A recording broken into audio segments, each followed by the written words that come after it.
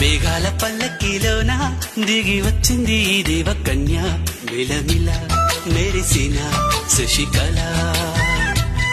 చినుకుల కురిసిన హరివిల్ల గుడిలో దివ్వెలా గుండెలో మూవలా ఎగిరే గువ్వలా ఎదిగే పూలా నవ్వవే నిత్యం ఇలా ముత్యాల వానల అందాల మందార కొమ్మ అల్లారు